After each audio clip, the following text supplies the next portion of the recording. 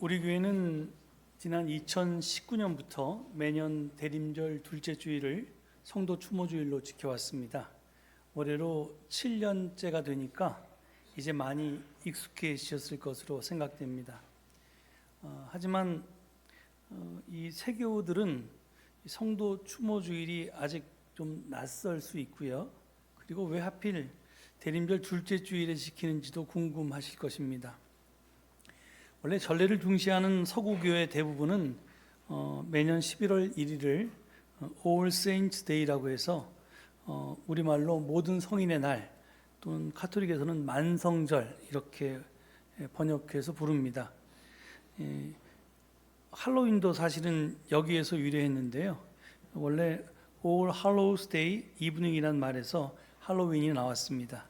이 할로우라는 것은 세인트의 고어입니다. 그러니까 성인이란 말이죠. 그러니까 할로윈은 원래 모든 성인의 날 전야, 그러니까 그 전날 밤 이런 뜻이고요. 그래서 10월 31일 밤에 그 축제를 하게 되어 있습니다.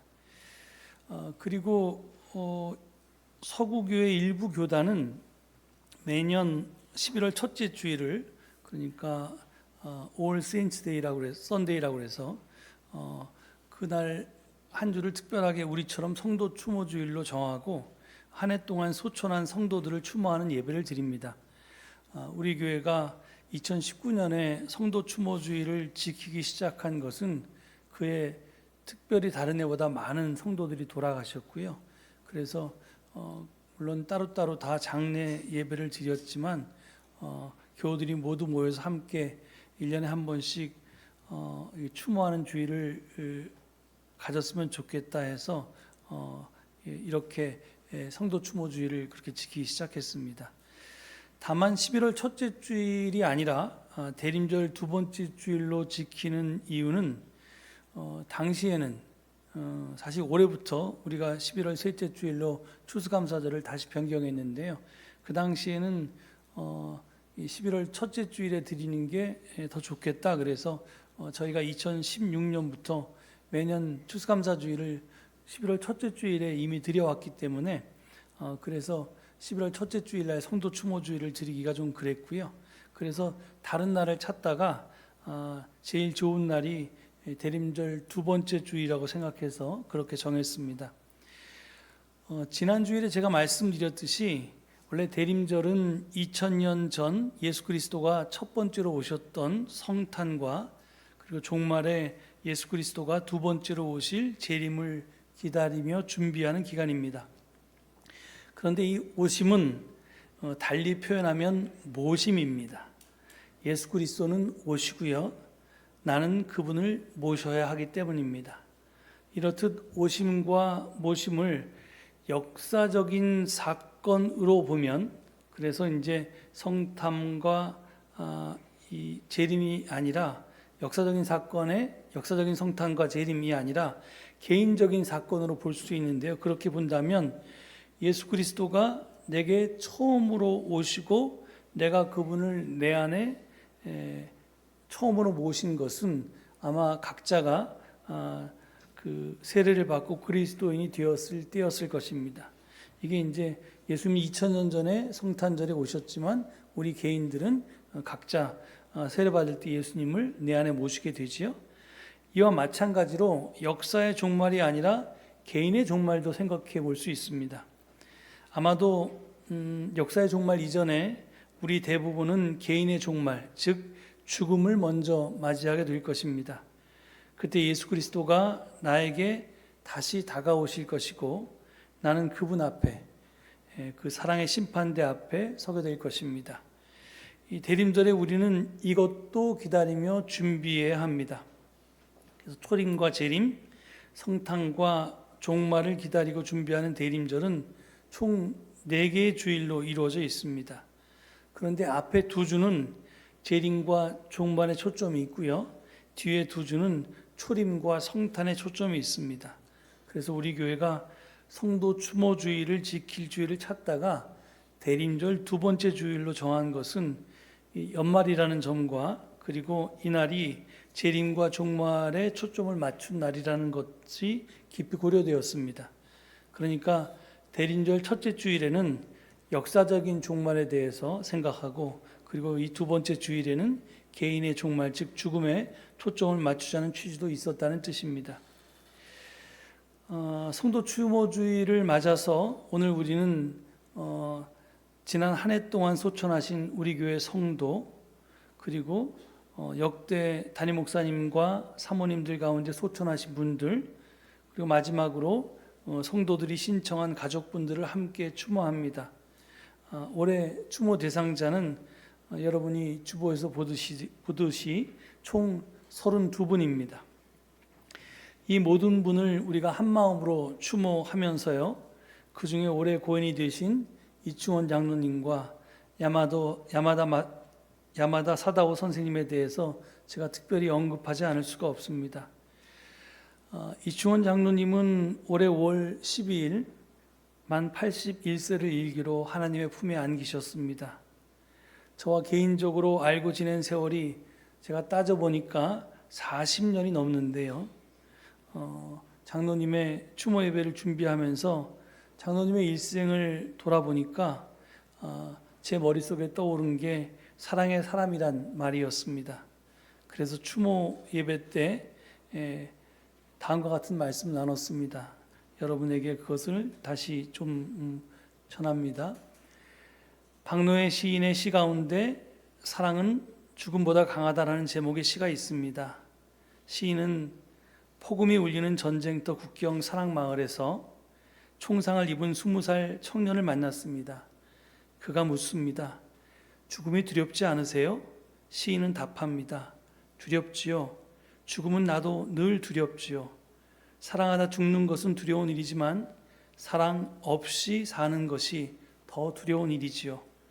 사랑은 죽음보다 강하지요. 과연 우리는 사랑 있이 삽니까? 아니면 사랑 없이 삽니까? 사랑 있이 산다면 과연 무엇을 사랑합니까? 이 장로님은 한평생을 예수 사랑, 교회 사랑, 가족 사랑의 삶을 사셨습니다. 장로님을 떠나보내면서 그 믿음과 열정과 사랑을 기억하고 본받는 우리가 되었으면 좋겠습니다.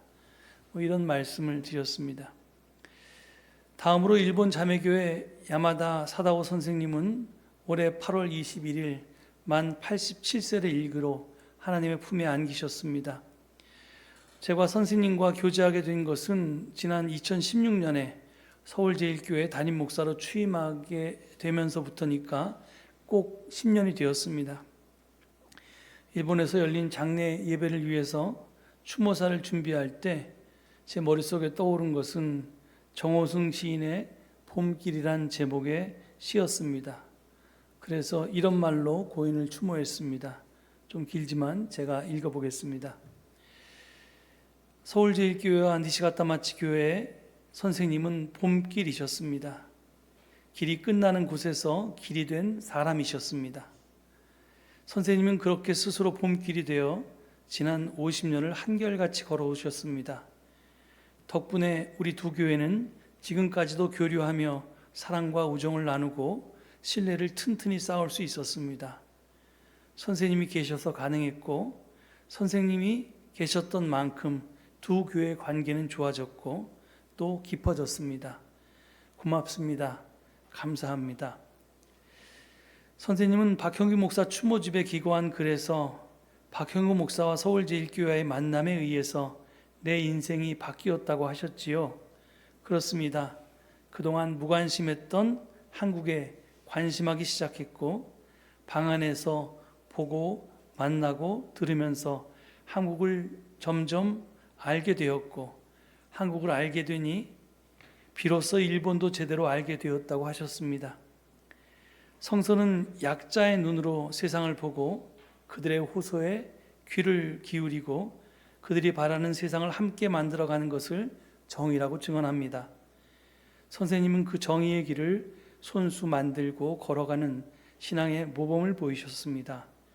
선생님이 만들고 걸어가신 그 길은 사랑의 길이요, 평화의 길이요, 화해의 길이었습니다. 제 기억 속에 이충원 장로님은 사랑의 사람이었고 또 야마다 사다오 선생님은 길이 된 사람이셨습니다. 저나 여러분이나 언젠가는 이 성도 추모 주일의 추모 대상자가 될 것입니다.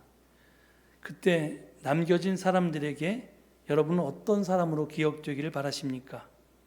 그리고 그 소망을 이루려면 지금부터라도 우리가 어떻게 살아야 하겠습니까? 성도 추모주일을 맞아서 시편 90편을 본문으로 택했고 또 증언 제목을 메멘토 모리라고 했습니다. 여러분 잘 알다시피 메멘토 모리는 라틴어인데요.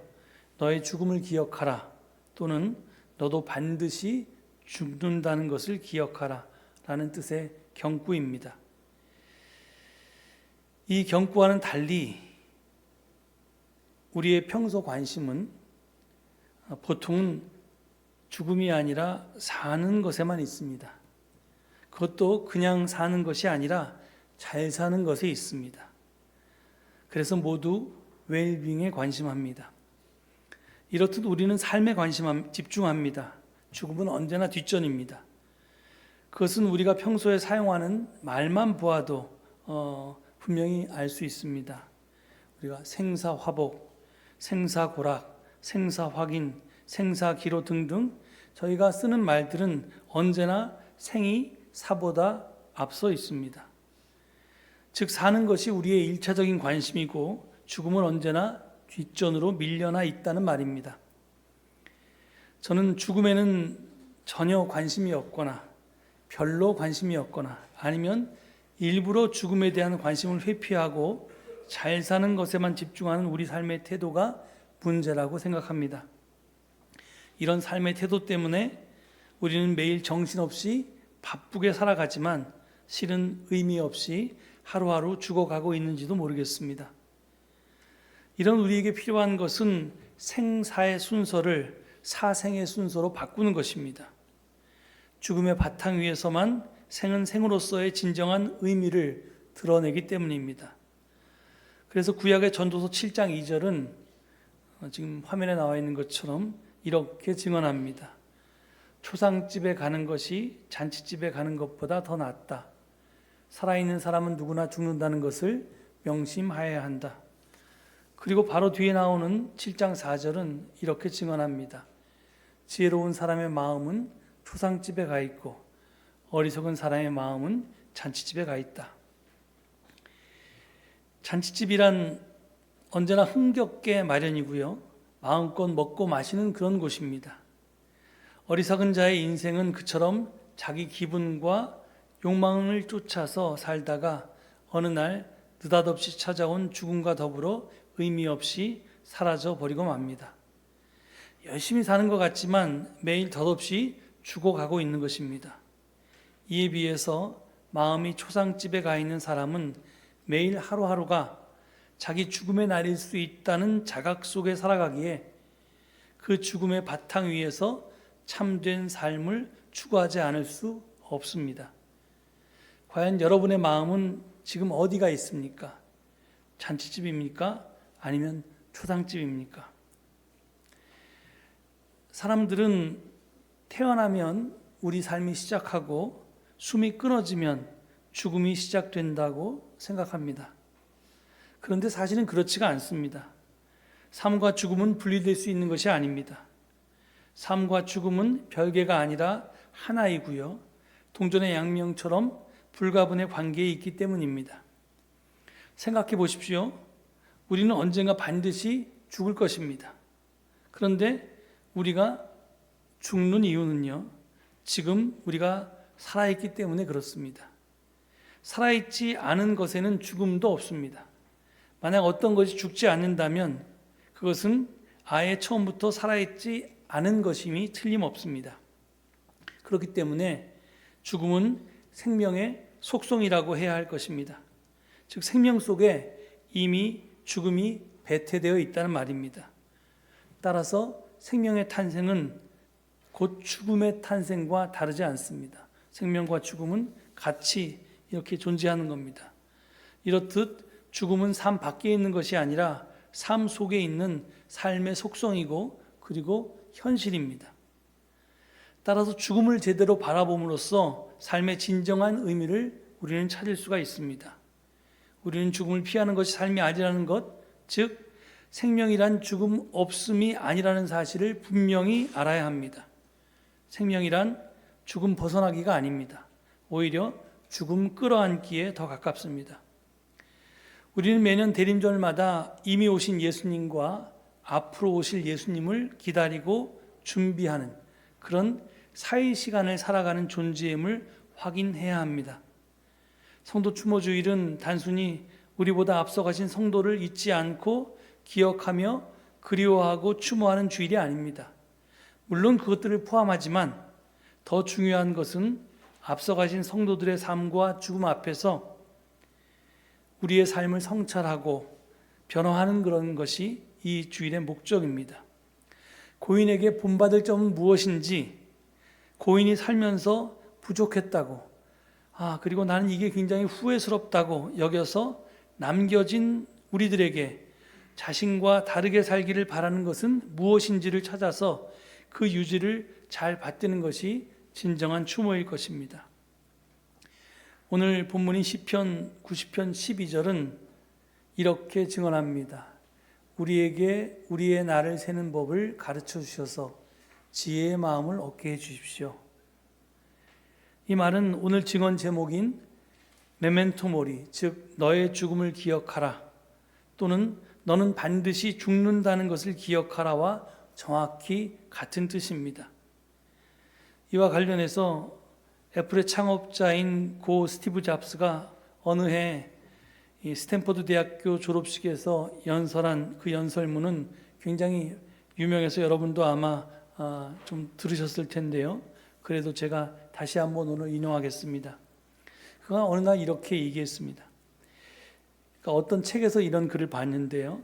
만일 당신이 하루하루를 생의 마지막 날처럼 산다면 분명 옳은 삶을 살게 될 것이다. 나는 이 말에 강한 인상을 받았고 지난 33년 동안 매일 아침 거울을 보면서 내 자신에게 물었습니다. 만약 오늘이 내 생의 마지막 날이라면 나는 오늘 하려는 일을 할까? 그리고 여러 날 동안 계속해서 그 답이 아니오였다면 나는 무엇인가를 바꿔야 한다는 것을 깨달았습니다. 내가 곧 죽으리라는 것을 기억하는 것은 내가 인생에 큰 결정을 내리는데 도움을 준 가장 중요한 도구였습니다. 스티브 잡스의 말처럼 나의 죽음을 기억하는 것, 내가 반드시 죽을 존재임을 기억하는 것은 내가 나머지 생을, 내 여생을 다르게 살게 하는 원천이 됩니다. 웰다잉이라고 하는 것은 잘 죽기 위한 준비가 아닙니다. 그건 오해고요. 웰다잉은 내게 남아있는 여생을 잘 살기 위한 그런 준비입니다. 웰다잉은 웰빙이 채워주지 못하는 것들, 내가 후회 없이 사는 삶이 무엇인지 또는 내 가진 것을 나누는 것, 또 내 인생의 의미를 찾는 것 등등을 채워줌으로써 삶을 행복하게 완성하는 역할을 하기 때문입니다. 오늘 성도 추모주의를 맞아서 여러분도 이것을 기억하시고 하나님 앞에서 그리고 이웃 앞에서 무엇보다도 자기 자신 앞에서 부끄럽지 않고 후회되지 않는 여생을 사실 수 있기를 바랍니다. 그래서 훗날 앞서간 성도들과 하나님 안에서 기쁨과 감사로 해우할 수 있기를 간절히 축원합니다. 이 말씀 되새기시면서 잠시 침묵 가운데 기도하시겠습니다.